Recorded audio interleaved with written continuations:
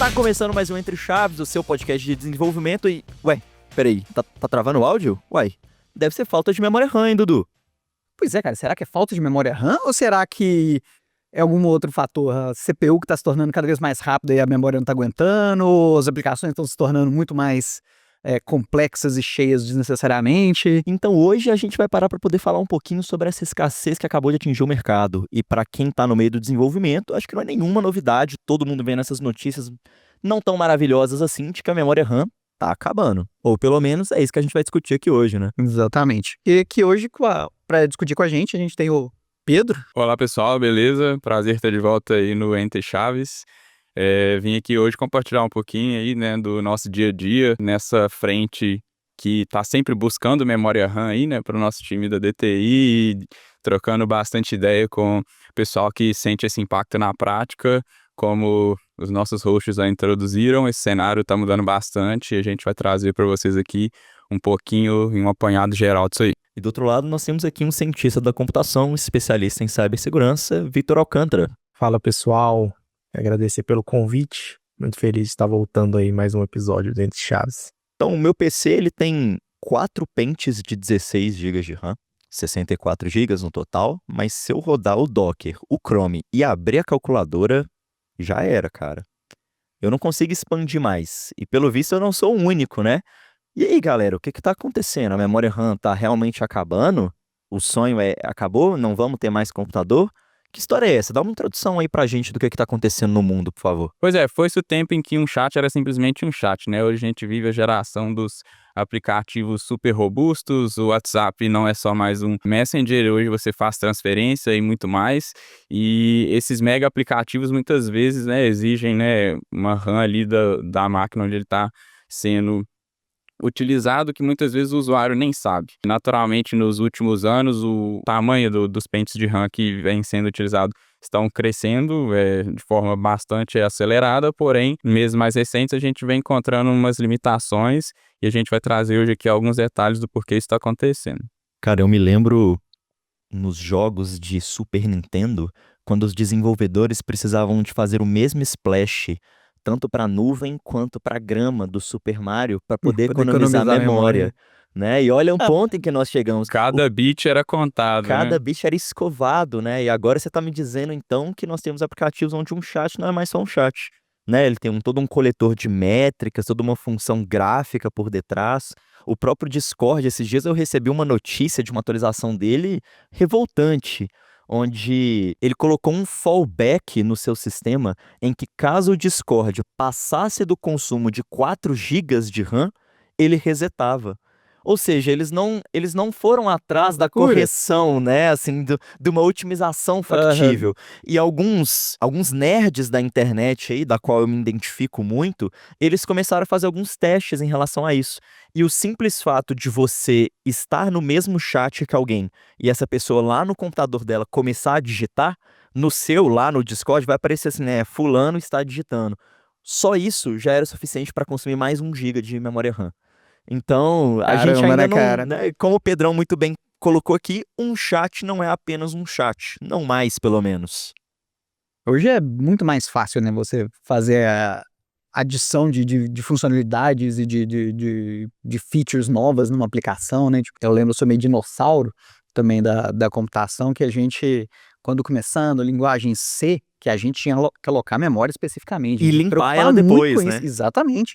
Teve até um famoso teste que um colega meu fez lá no laboratório do DCC, lá da UFMG, onde ele botou uma máquina lá para fazer alocação infinita. Lá, o que acontece se eu ficar fazendo alocação de forma recursiva?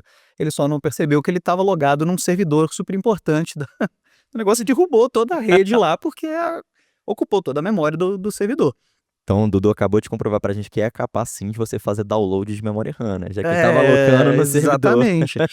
Exatamente. Estava conectado lá e não viu o que rodou lá. Isso era algo que trazia uma preocupação pra gente antigamente, né, como desenvolvedor, né? Tipo assim, poxa, deixa eu ver o que eu preciso para poder alocar memória, como que eu aloco a memória, o que eu preciso trazer, dependências, essas dependências também precisam de memória, então era mais complicado. Hoje, a gente não tem muito isso, né? Hoje é muito fácil eu chegar lá, adicionar uma dependência, npm install e é isso, né? Às vezes você nem sabe exatamente o que esse install tá fazendo, né, mas ele Exatamente, resolve só seu leu na problema. internet lá que tem que fazer npm install isso, isso e isso A e IA falou, né. exatamente, a Então, IA voltando falou. no ponto da IA, a gente tem duas fontes principais de problemas aqui, né, que a gente está comentando. A primeira é a não otimização dos softwares e a segunda é essa avidez, essa sede das inteligências artificiais pela memória RAM. Vamos começar por partes então, vamos falar um pouquinho melhor agora sobre a parte da IA.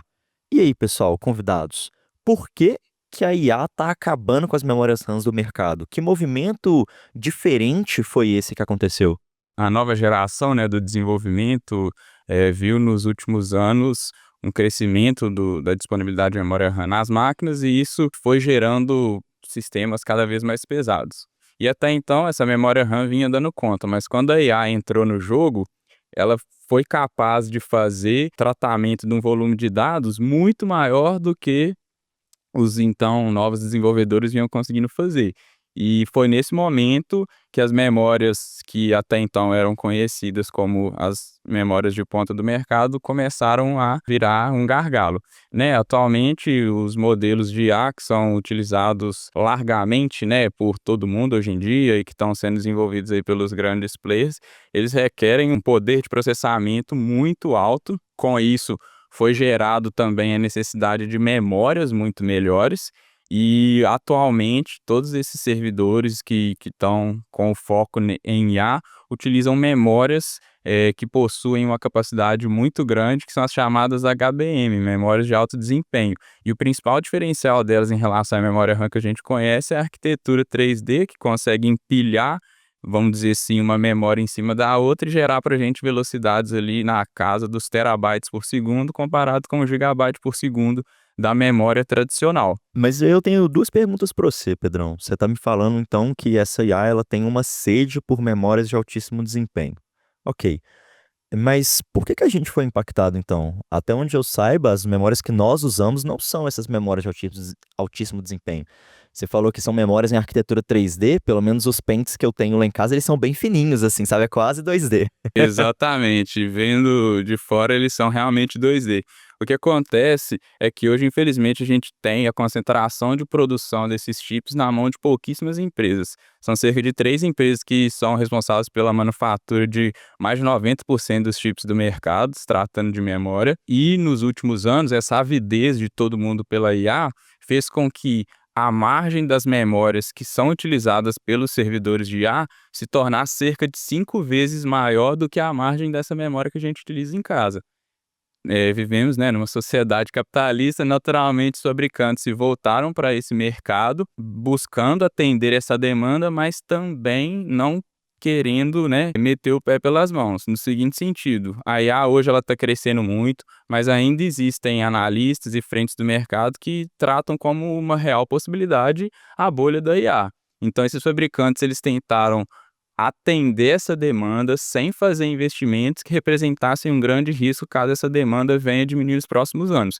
Então, ao invés de simplesmente construir novas fábricas, eles pivotaram a produção das linhas atuais e passaram a focar nessas memórias, literalmente escanteando as memórias que a gente conhece, que a gente usa na maioria dos computadores aqui no nosso dia a dia. Se a gente observa isso no ano de 2025, a gente percebe que o número de memórias fabricadas veio reduzindo drasticamente e no final do ano, próximo ali de outubro, os estoques chegaram a níveis muito baixos, fazendo com que a lei, né, da oferta e da demanda imperasse. Então, nós estamos vindo aí de um cenário em que as fabricantes estão totalmente focadas nas memórias HBM. A Micron, que é uma das principais fabricantes, inclusive encerrou a linha de varejo dela, né, que é chamada Crucial, e hoje está atendendo exclusivamente esse tipo de grande player que está atuando com IA. Enquanto as outras reduziram a níveis muito, muito baixos, e nós, né, meros mortais aí, que não somos grandes fabricantes de computadores, estamos tendo que disputar na unha aí por essas memórias, porque as fabricantes escolheram aquelas que são mais lucrativas para elas. Até vejo o pessoal, às vezes, reaproveitando memórias antigas, né? Os DDR3 antiga e fazendo umas reconfiguração lá, o pessoal que é meio modder, esses trens. A galera tá tendo que tirar a teia de Os aranha do fundo do overclockers, né? estoque para poder colocar no jogo coisa que todo mundo achou que já tinha ido embora. Esse fator foi tão importante que uma das poucas vezes onde uma tecnologia antiga até superou o preço da tecnologia nova, que foi as memórias de DDR4, né? Então, como a gente tinha uma baixa produção de DDR5, com essa baixa produção o preço também aumentou, a demanda pelas memórias um pouco mais antigas também aumentou. Então, quem tinha, né, memórias DDR4, até mesmo o preço usado, né, para quem comprou nessa época aí, também subiu bastante. Vitão, então eu estou entendendo aqui que a necessidade de memórias RAMs por esses grandes players de IA, mesmo que sejam poucos players, superam em número massivo a necessidade do mercado por memórias RAM, certo? Por isso que os produtores estão se direcionando para ele. Mas aí vem outra pergunta. Faz sentido essa grande quantidade de memória RAM para eles? Porque, ao meu ver, os processadores hoje eles já quebraram o limite de velocidade que as RAMs não conseguem mais suportar. Eu mesmo tenho um Ryzen 7 na minha máquina em que ele não consegue nem alocar a velocidade padrão dessas memórias porque ele é muito mais rápido. Tem que ir lá manualmente setar os MTS das minhas memórias RAMs para ele conseguir controlar. Então, o controlador de RAM dele, as memórias já não sustentam aquilo. Então, faz sentido, assim, mesmo com os processadores estando tão mais rápido do que as RAMs, a gente ainda ter essa necessidade? Para as, né, grandes empresas aí que tem essa demanda de alta memória, principalmente por conta das IAs, né? O que faz muito sentido para elas é porque a IA, de fato, é muito custosa em termos dessa memória RAM. Carregar o modelo por si só já é custoso, mas principalmente na fase de treinamento, onde você tem que carregar de uma quantidade ali de bilhões ou bilhões de parâmetros, né? Além de gradientes e vários outros tipos de responses que você precisa dessa demanda muito alta da memória, né? E aí, por conta disso, né, a HBM, inclusive, até resolveu fisicamente esse problema da velocidade, aproximando fisicamente mesmo ali essa memória da GPU ou da CPU em alguns casos, né? Então, a gente tem as placas de vídeo mais modernas, onde essa HBM já está ali empilhada por cima da GPU, e essa velocidade de trânsito, ela é infinitamente menor do que a velocidade que a gente tinha nos barramentos com a memória RAM normal, né? Uma analogia super interessante, né, que seria como se a memória RAM normal, como a gente sempre utilizou, ela fosse uma estrada onde você tem uma via simples, né, e você precisa percorrer de uma cidade até a outra.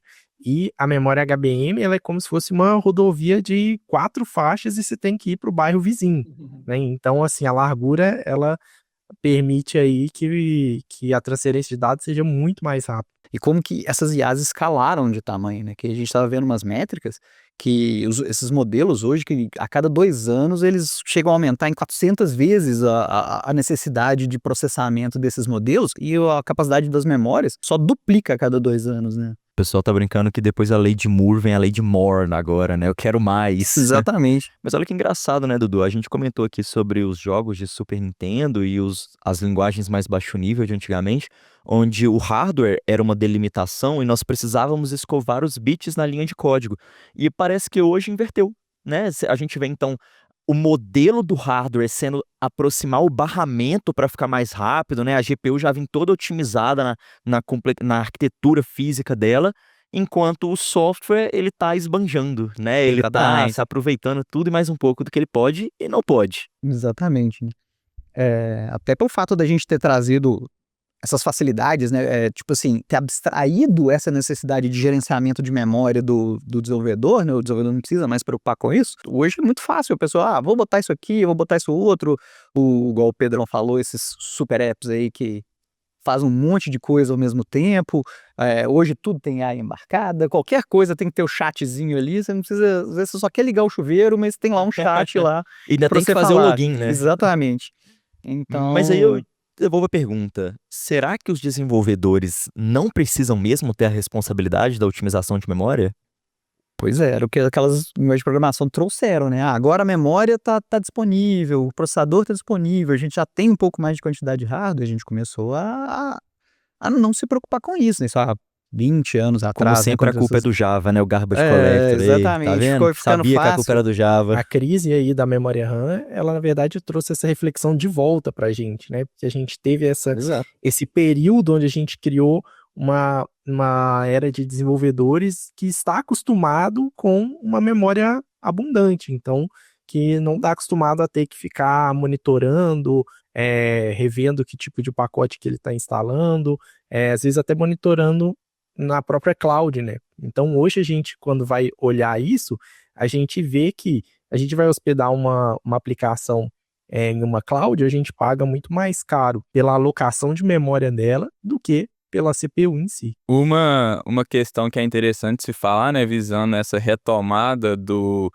dessa preocupação com RAM, né, que o mercado, ao fazer a leitura desse cenário, né, tem tratado como uma questão estrutural essa indisponibilidade, né, e essa limitação da RAM atual. Então, realmente, os desenvolvedores eles precisam colocar isso como sendo um novo parâmetro aí, uma nova métrica a ser acompanhada, porque as projeções mostram que esse valor de RAM, ele tende a aumentar ainda por todo esse ano de 2026, ele tende a equilibrar no início de 2027 e só no segundo semestre de 2027 que a gente provavelmente vai ver a redução dos preços, uma vez que os fabricantes ainda estão relativamente distantes, né, da inauguração de novas fábricas.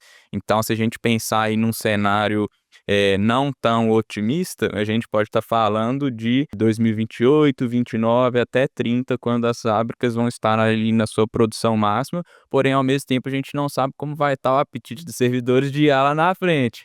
Então, esse problema atual não quer dizer que ele vai ser solucionado com mais memória. Talvez nós vamos ser escanteados novamente no E isso traz essa discussão, acende ela de volta, né? Porque hoje ainda dá uma sensação de que assim, a gente fala sobre a crise da memória RAM, vê o preço dela alto, mas os programas ainda executam, né? A gente fala do Discord, a gente critica, mas eu abro ele quando eu ligo o computador, né? Eu ainda abro o Teams, eu ainda abro o Docker. Mas e daqui 2 anos, né? Será que vai ser tão simples assim?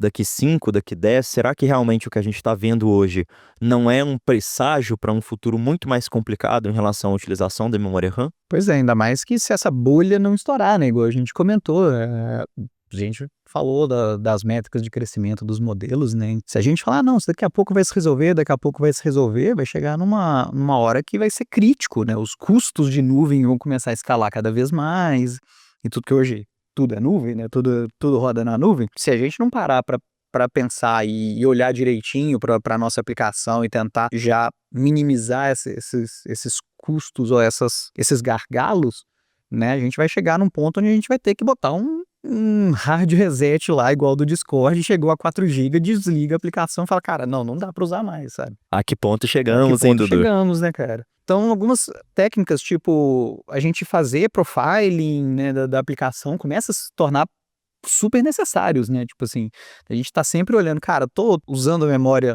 que eu precisava, por que minha aplicação super simples aqui, eu tô com 500 MB aqui, o que eu tô fazendo? Ah, tô fazendo um select no banco, tô trazendo tudo pra memória, e na memória eu tô filtrando 3 ou 4 elementos, Numa sabe? tabela de 1 Achar milhão, uma né? tabela de 1 milhão de registros, então isso aí pode ser uma coisa que você pode encontrar no meio do caminho. Quando você está tendo esse olhar mais fino para alocação de memória e para como você está usando a memória da sua aplicação, né?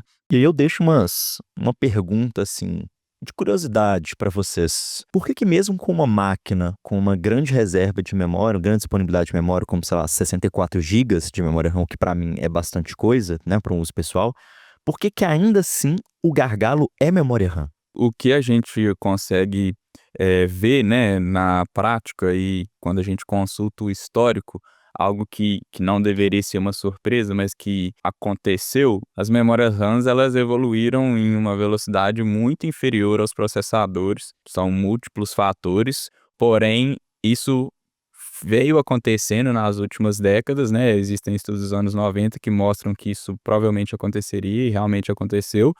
e o mercado não voltou para o desenvolvimento massivo, né, de memórias mais rápidas. Então, hoje as GPUs e os processadores, eles são chefes de cozinha que conseguem cozinhar em extrema velocidade, mas quem fornece os ingredientes não está conseguindo fornecer no volume necessário. Então, a questão da memória se tornou esse gargalo, né? A gente traz o conceito de memory wall aí, que não é novo, mas agora ele está batendo a porta de todo mundo e faz com que realmente, né, quem está desenvolvendo aí considere isso na hora do seu usuário, né? Faça um bom estudo e tenha conhecimento de qual que é o contexto que essa aplicação vai ser utilizada, qual que é a disponibilidade de hardware que o usuário vai ter, porque não adianta também só querer jogar para a nuvem, né? Hoje a nuvem está majoritariamente ocupada pelos servidores de IA, então vai sobrar pouco espaço para a gente poder consumir.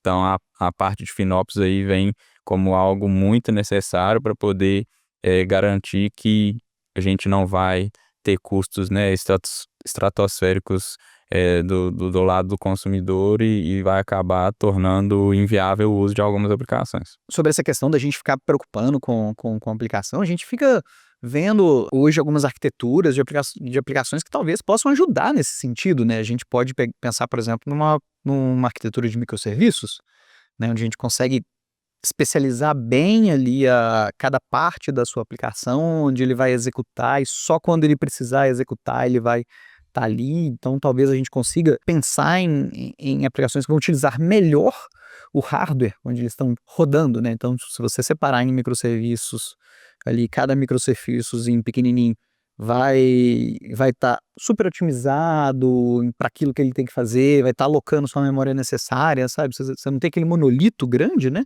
Que precisa carregar tudo, precisa carregar o login, precisa carregar o chat, precisa carregar não sei o quê. Então você está dizendo que não é só otimizar a linha de código, mas a arquitetura como um A todo, né? arquitetura pode trazer esses ganhos, sabe? A gente pensar nisso. Aquele velho negócio, né? Tentar evitar balas de prata, algo que vai resolver tudo. Então a gente Com consegue certeza. falar, poxa, esse problema aqui, como que eu resolvi esse problema aqui? Esse problema eu resolvo com isso. E esse outro eu resolvo com aquilo. Eu posso pensar em linguagem de programação específica para problemas específicos. Então eu posso fazer um microserviço em Python, um microserviço em Node. Obviamente, cada um com sua questão de alocação de memória e eficiência, né? Mas, às vezes, para resolver aquele problema no frigir dos ovos pode ser melhor, né? Então, eu acho que essa questão passa muito pelo próprio desenvolvedor, né? A própria pessoa que está responsável por aquele sistema, entender e falar, cara, como é que é a melhor forma de eu fazer? E não só sair falando, deixa eu instalar esse negócio Vou dar um aqui, deixa eu npm botar install e negócio, vou dar um pronto. npm install e pronto, sabe? Então a gente apontou alguns culpados aqui, né? Você falou do próprio desenvolvedor, da arquitetura, da tecnologia, Próprias os linguagens que frameworks. se tornam mais fáceis, né?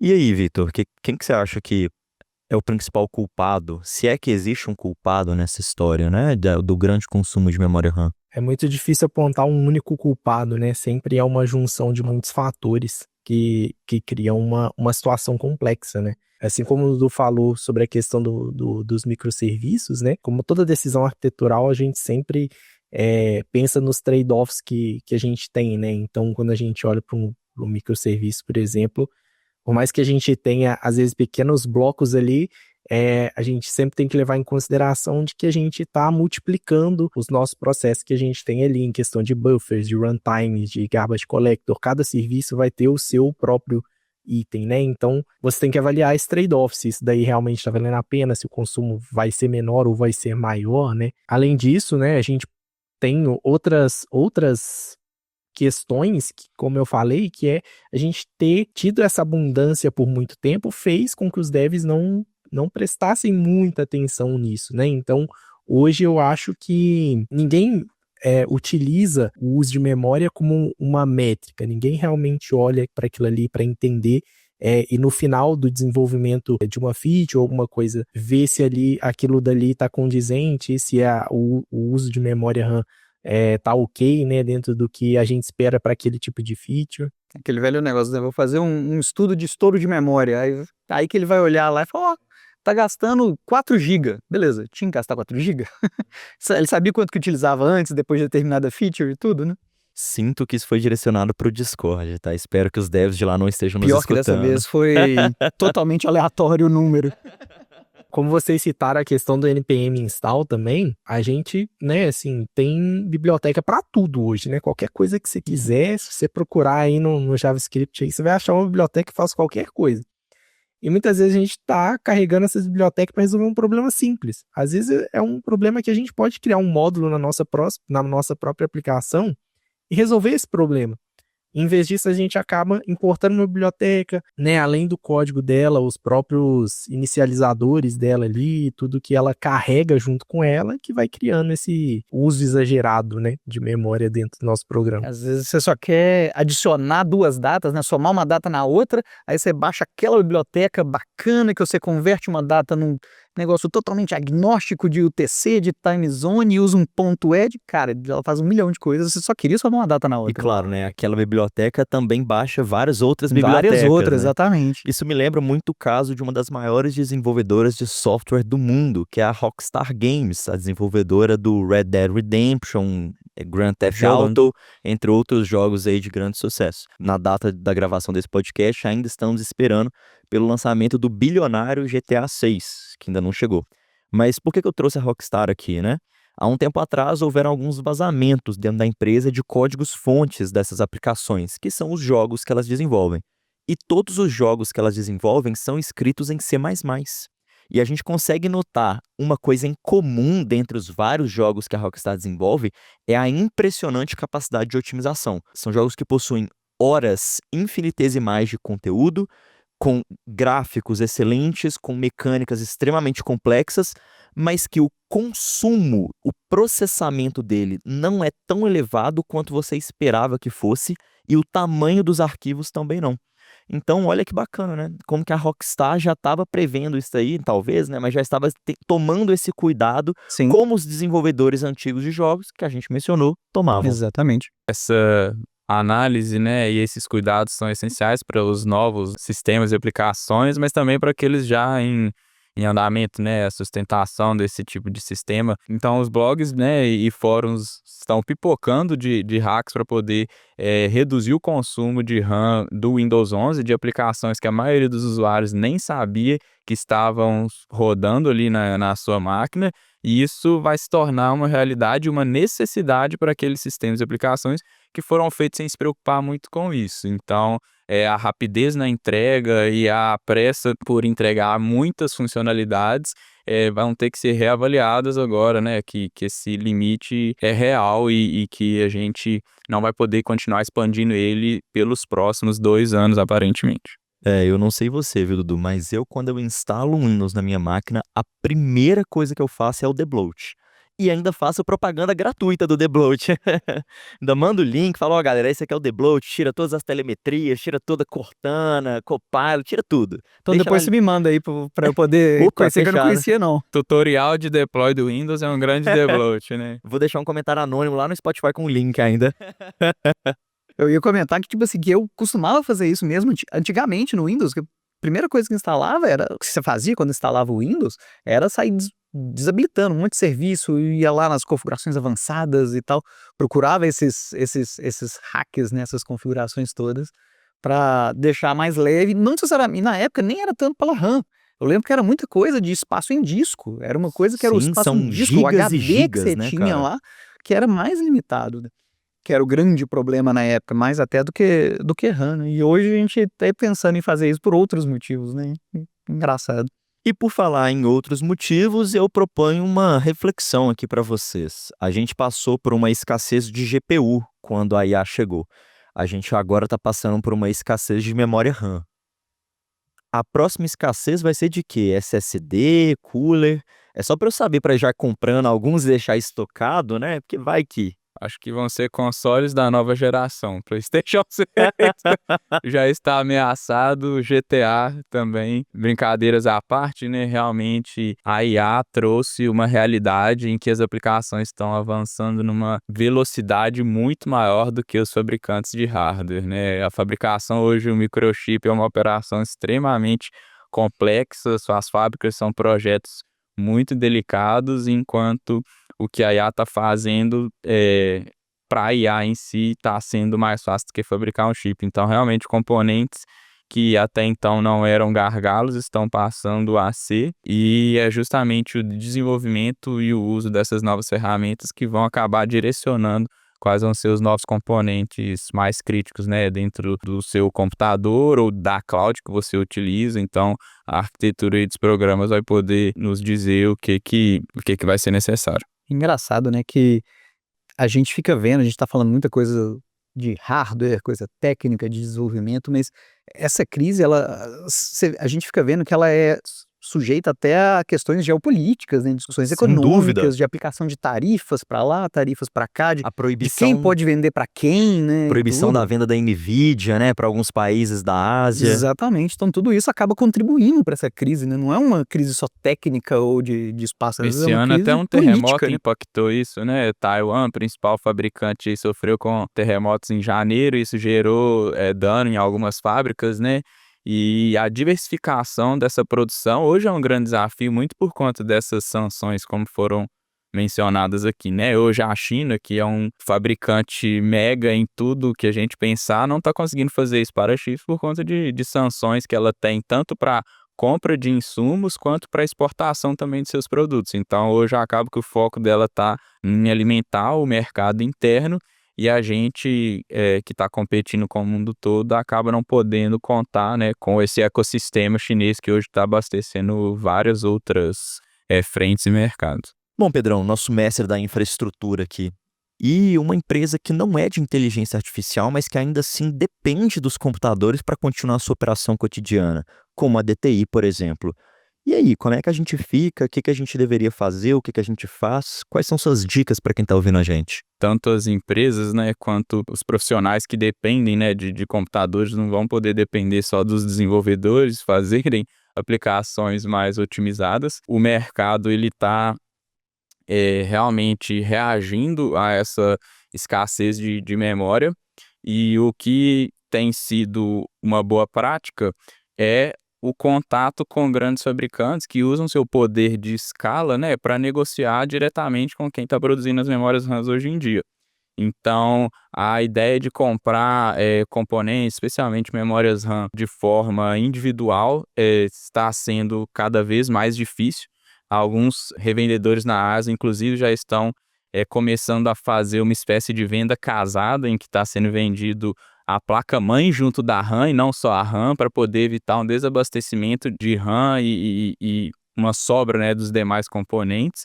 Então, mais do que nunca, né, as empresas estão tendo que diversificar seus fornecedores, trabalhar bastante em negociações, porque o cenário de médio prazo ele não é favorável. Então, quem no final do ano passado conseguiu ter um planejamento e pôde montar um estoque mínimo, está tirando vantagem agora. Então, fornecedores como Lenovo estão ficando um pouco à frente da Dell na questão da disponibilidade. Empresas que antes compravam especificamente de uma marca estão tendo que diversificar isso, porque alguns grandes players já estão com o estoque muito baixo. Então, o que as empresas devem fazer é investir em tecnologias mais novas, especialmente o DDR5, pois o DDR4 já tem praticamente a fabricação anulada. Então, investir na compra, né, de grandes fornecedores que negociaram, né, com os fabricantes, e na diversificação de outras revendas, né, acaba que vai ser a melhor estratégia nesse momento. Bom, então a gente falou bastante sobre toda essa questão. Agora que a gente entende um pouco melhor, assim espero, essa questão da escassez da memória RAM, a gente fica pensando, principalmente eu que mexo só a parte mais do desenvolvimento, né, de meter a mão no código, o que a gente, como desenvolvedores, o que a gente pode começar a fazer a partir de agora para poder lidar com essa crise da memória RAM e não sofrer tanto com essa questão? Acho que, né, os desenvolvedores aí, a partir de agora, vão ter uma missão fundamental aí, né, de realmente conseguir enxugar suas aplicações. Acho que tem uma série de técnicas aí que a gente pode aplicar no nosso dia a dia mesmo de desenvolvimento. A primeira dica aí seria, no geral, realmente fazer o profiling aí, né, das aplicações durante o desenvolvimento, né, entender o que está utilizando mais memória dentro da sua aplicação, o porquê, se aquilo está correto, de onde essas alocações estão vindo, né, e outras técnicas também, até mesmo na questão do momento de escolher uma estrutura de dados ali para se utilizar. Será que você está utilizando a estrutura correta, né? Às vezes você está utilizando uma estrutura, né, recuperando algum dado do banco lá, onde você poderia ter um acesso direto como um array, mas você acaba utilizando um array list, onde você às vezes vai ter um número maior de elementos que você não vai utilizar, né? Então, começar a pensar em cima disso, se os dados que eu estou trazendo para minha memória são os dados que eu vou utilizar, se eles estão, né, numa estrutura de dados condizente ali com a forma como eu preciso acessar eles, evitar uma série de conversões inúteis, serialização, esse tipo de coisa, só para passar de uma classe para outra ou para uma resposta, esse tipo de coisa, né? Então, às vezes, você duplica os dados na memória ali sem necessidade também. Então, a gente pode pensar nessas técnicas aí, né, que um bom desenvolvedor consegue identificar ali no momento de criar esse código para evitar, né, um desperdício no momento ali da execução. Basicamente, olhar para o consumo de memória durante o desenvolvimento, né? Está preocupado com isso, né? Cachear coisa, eliminar coisa que não precisa, arquitetura, né? Boa. Que episódio, hein, Dudu? Descobrimos aqui que o culpado é IA, mas começou lá com Java, né? Brincadeiras à parte, deu para jogar uma luz nessa questão. Sim. Eu mesmo vou sair daqui já estocando SSD. Já não tá fazendo isso, não? Ixi, Eu já tenho umas 3 lá em casa já, mercado negro aí. perdi Também tempo.